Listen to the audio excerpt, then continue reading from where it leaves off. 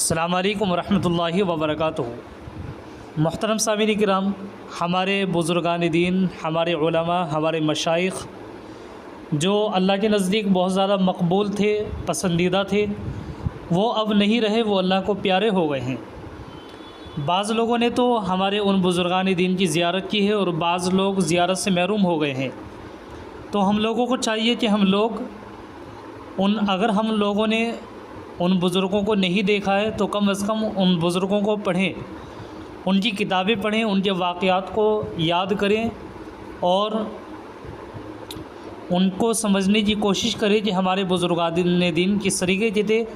ان کے معاملات، ان کے اخلاق، ان کا کردار،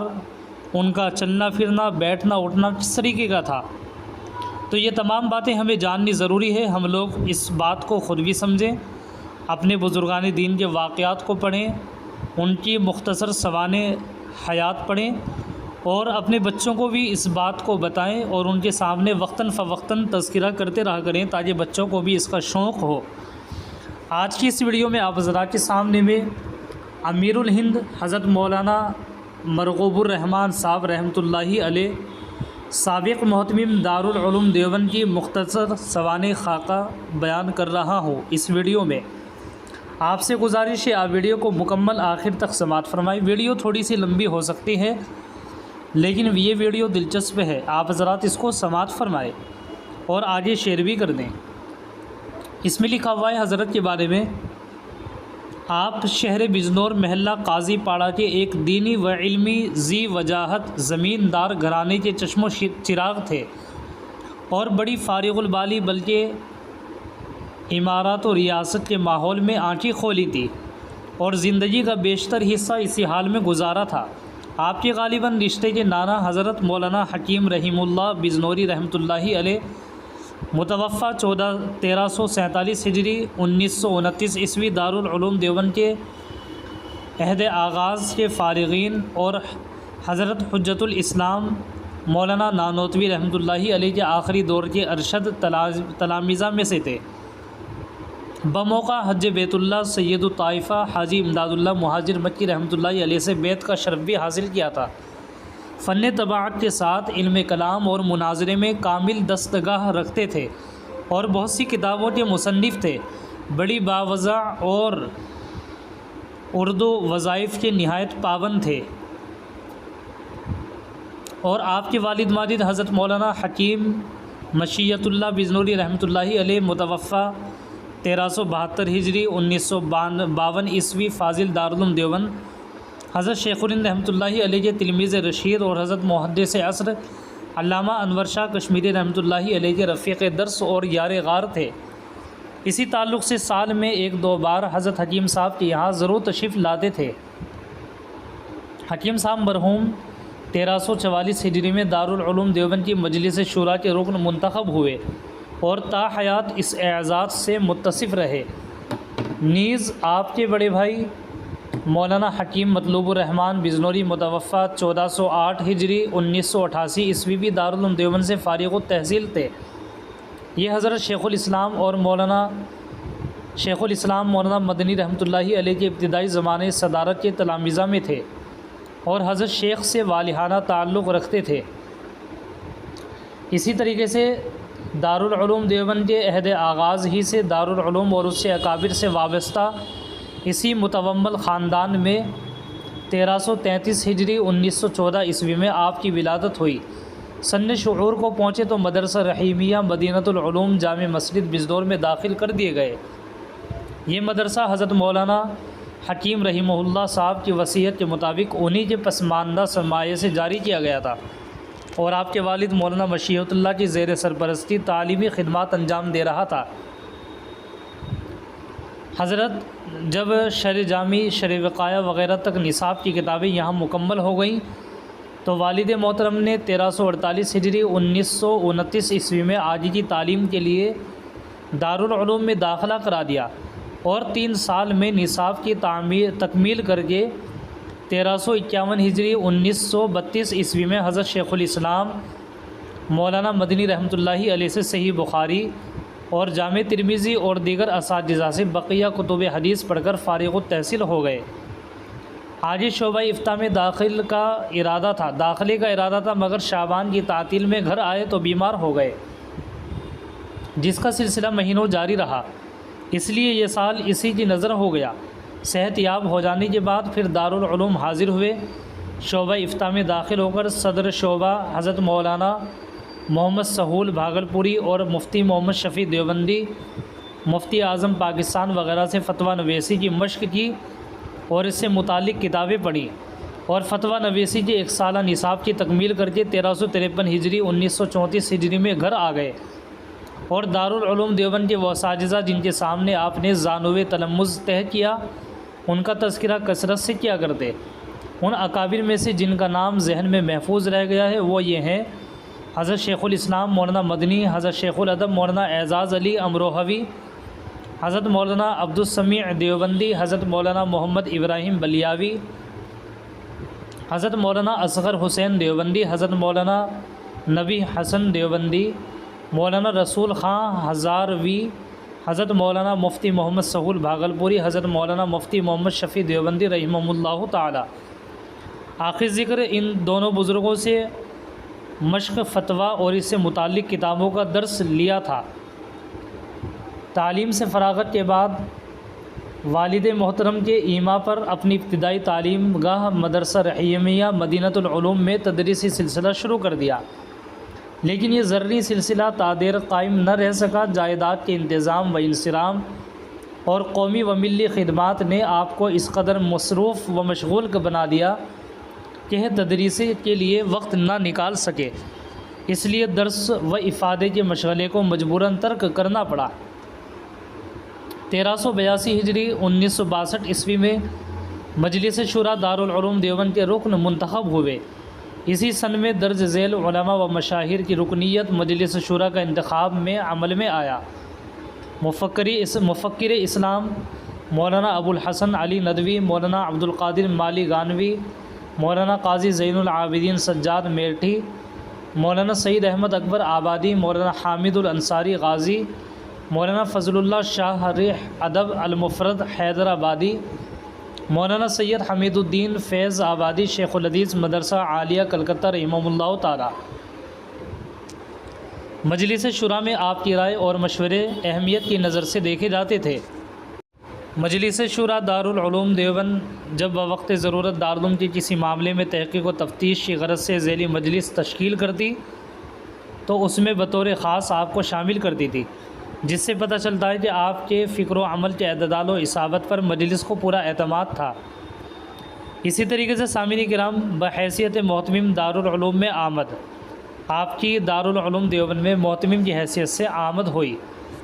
دارالعلوم دیوبند کے سابق محتمم حضرت حکیم الاسلام مولانا قاری محمد طیب صاحب نور اللہ مرقدہ نے مجلس شورا منعقدہ 25 رجب 1401 ہجری میں تقریباً 2 صفحے کی ایک تحریر پیش فرمائی۔ اس میں انہوں نے اپنے بارے میں تحریر فرمایا تھا کہ میں کافی ضعیف ہو چکا ہوں، بتقاضائے عمر قوا اور اعصاب جواب دیتے جا رہے ہیں، خصوصاً قوت سماعت اور قوت حافظہ زیادہ متاثر ہوئی ہے، جس سے بحث وغیرہ کے وقت مسائل کان میں مشکل سے پڑتے ہیں اور جزئیات مستحضر بھی نہیں رہتی ہیں۔ آگے فرماتے ہیں، ان حالات اور وجوہات کی بنا پر میری درخواست ہے کہ داخلی نظم کی مسئولیت کا تعلق مجھ سے نہ رکھا جائے اور جواب دہی سے مجھے ہلکا کر دیا جائے۔ حضرت حکیم الاسلام قدس سرہ کی اس تقریر کے پیش نظر حضرت مولانا مرغوب الرحمن رحمہ اللہ کو مددگار محتمم کے لیے منتخب کیا، جس کی اطلاع حضرت حکیم الاسلام قدس سرہ نے انہیں اپنے ایک مکتوب میں بئی الفاظ دی۔ حضرت المحترم المقام مولانا مرغوب الرحمن زیدہ مزدکم سلام مسنون نیاز مقرون مجلس شورا منعقدہ 25 رجب 1401 ہجری مطابق 30 مئی 1981 عیسوی نے جناب کو مددگار محتمم کے عہدے پر فائز کیا ہے، جو ہم سب کے لیے موجب مسرت ہے۔ امید کہ جناب محترم منظوری کی اطلاع دے کر جو وقت مناسب سمجھے دفتر اہتمام میں تشریف لا کر اس ذمہ داری کو سنبھال لیں اور کام شروع فرما دیں۔ اس وقت کے دارالعلوم دیوبند کے ترجمان ماہنامہ دارالعلوم کے اگست کے شمارے میں پورا 4 صفحے کا اداریہ اس شورا کے اجلاس کی کارروائی پر لکھا گیا تھا، جس میں اداریہ نویس لکھتے ہیں مددگار معتمن کے عہدے پر مجلس شورا کے قدیم رکن حضرت مولانا مرغوب الرحمن صاحب بجنوری فائز کیے گئے، جن کا خاندان عزت و شرافت اور ریاست میں عرصے سے بجنور میں مشہور ہے، اور جو خاندان قاسم العلوم والخیرات حضرت نانوتوی رحمۃ اللہ علیہ سے بھی وابستہ رہا ہے الخ۔ پھر مجلس شورا منعقدہ 24 شوال 1402 ہجری مطابق 15 اگست 1982 عیسوی کے موقع پر حضرت حکیم الاسلام قدس سرہ کا کار اہتمام سے استعفیٰ آ گیا تو مجلس نے آپ کو مستقل محتمم مقرر کر دیا۔ اس انتخاب پر گرچہ بعض حلقوں سے حیرت و استعجاب کا اظہار ہوا، لیکن جنہیں دارالعلوم دیوبند سے ان کے پشتینی رشتے اور دارالعلوم کے تعلق سے ان کی اب تک کے پس منظر سے واقفیت تھی، مجلس کے اس فیصلے کو انہوں نے بمنظر استحسان دیکھا، اور بعد کے حالات و واقعات نے بھی دنیا پر آشکارا کر دیا کہ یہ فیصلہ بالکل برمحل اور زبان زد مقولہ حق بحق دار رسید کی سچی تعبیر تھا۔ دارالعلوم کی آغوش تربیت میں پروان چڑھے اس سے سپوت کو جب اپنی مادر علمی کی خدمت کا موقع میسر ہوا تو چشم فلک نے دیکھا کہ اس نے اپنی حیات کی ساری پونجی اس کے قدموں پر نچھاور کر دی، اور نہ صرف یہ کہ دارالعلوم کے لیے اس نے اپنے رئیسانہ آرام و راحت کو خیر باد کہہ کر دارالعلوم کی زاہدانہ اور فقیرانہ زندگی کر لی، بلکہ اپنے جذبات و خواہشات تک کو اس سے تابع کر دیا۔ بس بالفاظ مختصر یوں سمجھیے کہ دارالعلوم کے استحکام و ارتقاء کا بے قرارانہ جذبہ ان کی روح کی غذا اور درد کی دوا بن گیا تھا۔ جس وقت وہ دارالعلوم میں بحیثیت محتمم آئے اس وقت عمر 70 کے لگ بھگ، لیکن اعصاب و قوا نہایت مضبوط تھے اور پورے طور پر صحت مند، چاق و چوبند اور توانا تھے۔ بالوں کی سفیدی کے علاوہ بڑھاپے کے آثار چہرے بشر سے کہیں سے بھی ظاہر نہیں ہو رہے تھے۔ ان کی یہ ساری توانائی دارالعلوم کی بیلوس خدمت میں کام آ گئی۔ معمول یہ تھا کہ نماز فجر مسجد میں باجماعت ادا کر کے سیدھے حجرے میں آ جاتے اور قرآن پاک کی تلاوت میں مشغول ہو جاتے، اس سے فارغ ہو کر اشراق پڑھتے، پھر دیر تک رب کائنات کے آگے ہاتھوں کو پھیلائے عجز و نیاز اور گریہ وزاری میں لگے رہتے۔ اتنے میں ناشتہ آ جاتا، اس سے فارغ ہو کر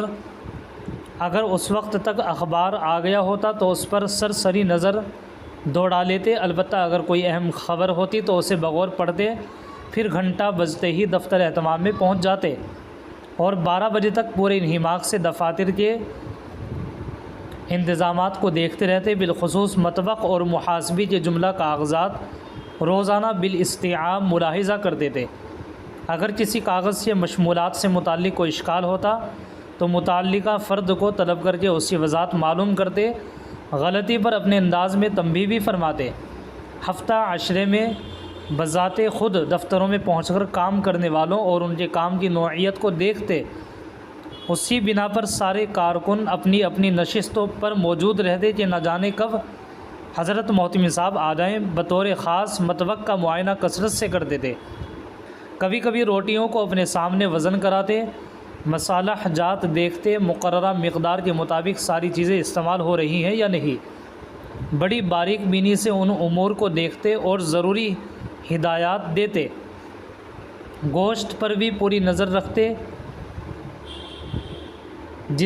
جسے بھی اس کا ٹھیکہ دیتے اسے پابند کرتے کہ جانور دارالعلوم ہی کے احاطے میں دارالعلوم کی جانب سے مقررہ نگراں کے اور نگراں کو یہ ہدایت تھی کہ لاغر اور بوڑھا جانور کبھی بھی ذبح نہ ہو۔ اسی طرح تعمیرات کا بھی معائنہ کرتے رہتے تھے اور موقع بموقع مناسب ہدایات بھی دیتے تھے۔ غرضے کی ہر چھوٹی بڑی چیز پر نظر رکھتے، غرضے کے خود فعال و متحرک تھے اور دارالعلوم کے پورے عملے کو فعال و متحرک بنا دیا تھا۔ اپنے 30 سالہ دور اہتمام میں جب تک طاقت و قوت نے ساتھ دیا، یہی ہمیشہ کا معمول رہا کہ خود کو بھی مصروف کار رکھتے اور دیگر کارکنوں کو بھی کام میں لگائے رکھتے تھے۔ اس پر مستزاد یہ کہ سب کو ساتھ لے کر چلنے کے جذبے سے اپنے ہم عصروں ہی سے نہیں بلکہ اپنے چھوٹوں کو رائے اور مشورے میں شریک رکھتے تھے، جس سے دارالعلوم کے ماحول میں یکجہتی اور ہم آہنگی پیدا ہو گئی تھی، اور اپنے ہی نہیں پرائے بھی اعتراف کرتے تھے کہ حضرت محتمم صاحب کی حکمت و فراست اور مستعدی و جواں ہمتی نے دارالعلوم کے سارے کارکنوں میں دارالعلوم کی خدمت کا نیا ولولہ اور جوش پیدا کر دیا ہے۔ جدھر دیکھیے ایک حوصلہ بخش سرگرمی ہے اور دارالعلوم کو اوج ثریا پر پہنچا دینے کا جذبہ بے پناہ ہے۔ یہ واقعہ ہے کہ انہوں نے بڑی خاموشی کے ساتھ دارالعلوم میں ایک ہمہ جہت صالح انقلاب برپا کر دیا تھا، اور بغیر کسی تشہیر و نمائش کے 30 سال کے مختصر مدت میں دارالعلوم دیوبند کی تاریخ میں ایسے ایسے کارنامے رقم کر گئے جنہیں انجام دینے کے لیے صدیاں درکار ہوتی ہیں۔ این عادت و اوصاف۔ اب حضرت کی عادت یہ تھی کہ حضرت محتمم صاحب فہم و فراست، حکمت و دانائی اور زندگی کے وسیع تجربوں کے ساتھ مکارم اخلاق اور انسانی شرافت کے نمونے تھے۔ ان کی بے نفسی، سبک روی، صلہ رحمی، ایثار اور توازن و اعتدال نے انہیں ہر دل عزیز بنا رکھا تھا، اور ہر شخص انہیں عزت و احترام کی نگاہ سے دیکھتا تھا۔ مہمان نوازی اور دین صادرین کی خاطر و مدارات تو ایسی کرتے تھے جس کی مثال مشکل سے ملے گی۔ اس مد میں سالانہ اچھی خاصی رقم خرچ ہو جاتی تھی، لیکن انہیں اس میں ایسی لذت ملتی تھی کہ روپیے پیسے اس کے سامنے کوئی حقیقت نہیں رکھتے تھے۔ اس عاجز کو ان کے دسترخوان کی ضلع ربائی کا موقع کثرت سے حاصل ہوا، اور اپنا یقین تو یہ ہے کہ پہلے جس انبساط اور فراخ دلی کا معاملہ فرمایا تھا، آخر تک اس میں کسی کمی کا احساس نہیں ہوا، بلکہ صحیح معنوں میں اضافہ ہی ہوا۔ ایک عرصے کی بات ہے کہ جناب سید حامد صاحب سابق وائس چانسلر علی گڑھ یونیورسٹی علی گڑھ کا پیغام آیا کہ وہ ایک وفد کے ساتھ دارالعلوم آ رہے ہیں۔ یہ وفد ایک خاص مشن کے تحت ملک کے اہم شہروں اور تعلیمی اداروں کے دورے پر نکلا تھا، جس سے دارالعلوم کو اتفاق نہیں تھا۔ یہ بات محترم سید حامد صاحب اور ان کے رفاقہ کو بھی معلوم تھی، پھر بھی ان کی مصلحت اسی کی متقاضی تھی کہ وہ دارالعلوم آئیں۔ چنانچہ حسب پروگرام یہ وفد آیا۔ نقطۂ نظر کے اختلاف کے باوجود حضرت محتمم صاحب نے وفد کا خیر مقدم کیا، اور ان کی خاطر و مدارات اور ان کے ساتھ اعزاز و اکرام کا معاملہ اس وسیع القلبی سے کیا کہ وفد کے ارکان اس سے بے حد متاثر ہوئے۔ حتیٰ کہ اس وفد کے ایک رکن جناب مولانا مجیب اللہ ندوی مرحوم نے اپنے ادارے کی ماہنامہ مجلہ ارشاد میں حضرت محتمم صاحب کے کریمانہ اخلاص سے متعلق اداریہ سپرد قلم کیا، جس میں یہ بھی تحریر کیا تھا کہ دیوبند کے اکابر کی تواضع اور بے نفسی کے جو واقعات کتابوں میں پڑھے تھے، دیوبند کے اس سفر میں مولانا مرغوب الرحمن محتمم دارالعلوم کی شکل میں اس کی زندہ تصویر دیکھ کر آیا ہوں، اور جی چاہتا ہے کہ یہ تصویر پھر دیکھنے کو ملے۔ حضرت فاروق اعظم رضی اللہ عنہ نے ایک مرتبہ کسی شخص کے بارے میں یہ معلوم کیا کہ انہیں کوئی پہچانتا ہے۔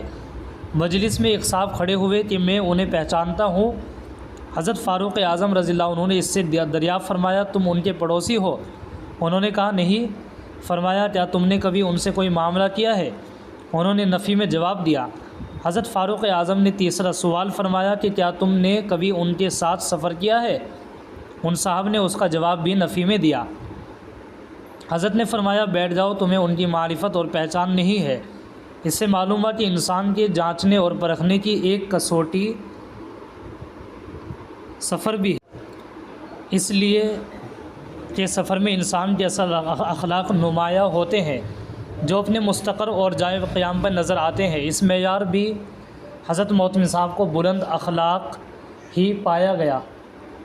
خود بندے کو حضرت محتمم صاحب کے ساتھ 10ویں مرتبہ مختصر اور طویل سفر کا اتفاق ہوا۔ ان سفروں میں ہم نے اچھی طرح محسوس کیا کہ ان کے حضر و سفر کے سلوک اور برتاؤ میں کوئی فرق نہیں ہے، بلکہ وہ سفر میں حضر کی بنسبت زیادہ شفیق و مہربان اور منصت نظر آئے۔ اپنے خردوں کے ساتھ نہایت شفقت اور نوازش کا معاملہ فرماتے تھے۔ اس بارے میں وخفض جناحک لمن اتبعک من المؤمنین پر کار بند تھے۔ اسی طرح انزل الناس منازلہم پر جس طرح انہیں کاربند فرمایا، ان کے معاصر بزرگوں میں سے کسی اور کو اس اہتمام کے ساتھ اس کی رعایت کرتے نہیں دیکھا۔ اسی کا نتیجہ تھا کہ دارالعلوم دیوبند میں ہر بڑا چھوٹا اپنے طور پر یہی سمجھتا تھا کہ حضرت محتم صاحب دوسروں کے بالمقابل اس پر زیادہ مہربان ہے۔ حضرت والا ایک انسان تھے اور انسان سے غلطیاں ہوتی ہیں، بلا شبہ ان سے بھی تقصیرات کا صدور ہوا ہوگا، رائے اور فیصلے میں غلطیاں بھی ہوئی ہوں گی، لیکن قاعدہ یہ ہے کہ اذا علبت محاسن الرجل علی المساوی لم تذکر المساوی، جب آدمی کی خوبیاں اس کی خرابیوں پر غالب ہوں تو اس کی خرابیاں بھلا دی جاتی ہیں۔ اور امام شافعی کا بیان ہے کہ اہل عرب کہا کرتے تھے کہ جس شخص کی اچھائیاں اس کی برائیوں پر غالب ہو وہ مرد کامل ہے، اور اس میں دو رائے نہیں ہو سکتی کہ حضرت محتم صاحب کے محاسن و فضائل بھی غالب تھے، اس لیے بلا شبہ وہ ایک مرد کامل اور بڑے انسان تھے۔ کیا شخص تھا جو راہ وفا سے گزر گیا، جی چاہتا ہے نقش قدم چوم لیں، خدا ان کی بال بال مغفرت فرمائے، آمین یا رب العالمین۔